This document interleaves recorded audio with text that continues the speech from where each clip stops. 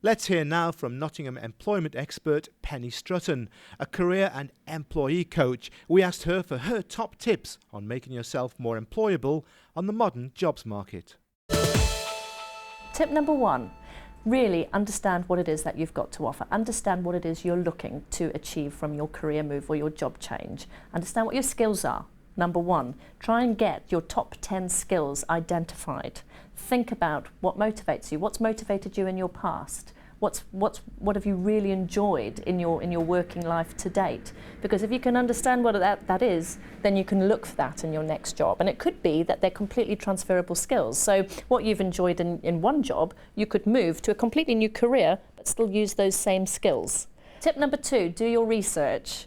Have a look at what's out there. Think about the marketplace.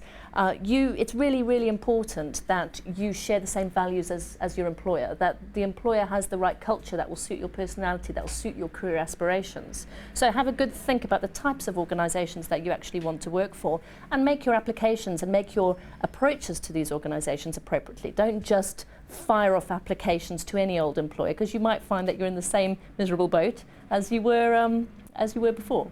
Tip number three, get your promotional documents in place. Essentially, when you're changing job or changing career, you're selling yourself, which is a product in itself. So get your promotional documents in place, get your CV up to date, and remember, your CV is a snapshot of your career. It highlights those top 10 skills. It highlights those achievements that you want to draw out. It is not a dossier of your career. So get that CV in place. Get your social media profiles up to date. LinkedIn is really important. Make sure that it speaks to potential employers and it speaks the right language. And remember too, if you are on social media platforms such as Facebook, make sure that it's telling the right story to employers and it's not letting you down. So yes, definitely get those documents in order and make sure that they're tailored for whatever job that you choose that you're going to be applying for. So tip number four, once you have a good understanding of what it is you have to offer and the type of organisation you want to work for, and you've got all your documents in place, put a plan together. It's really important that you think about how you're going to go about your job search or career change. Give yourself a time scale to work within.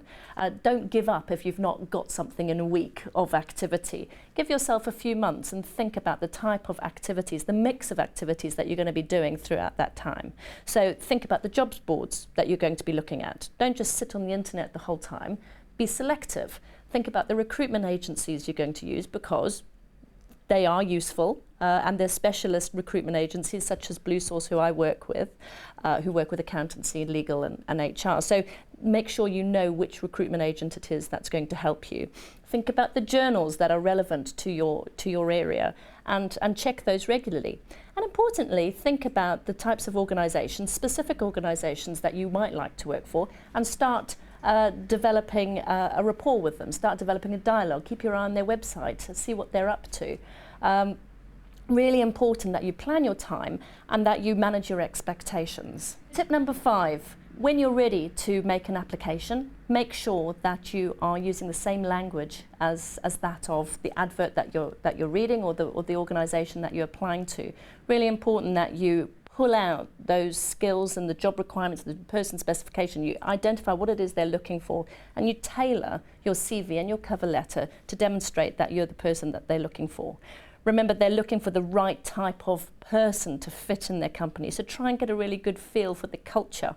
Have a look on LinkedIn to see who else works there and what type of people are currently there, and how motivated they are and the stories they're telling about their current roles.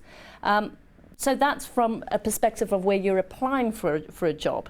But the other perspective is the proactive approach. So approaching companies that you're really passionate about, that you would really love to work for, and demonstrating to them how you can fill a gap for them.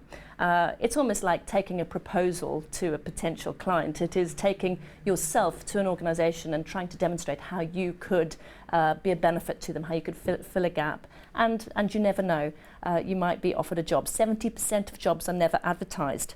So I always stress, do not ignore the proactive, speculative approach to companies that really interest you.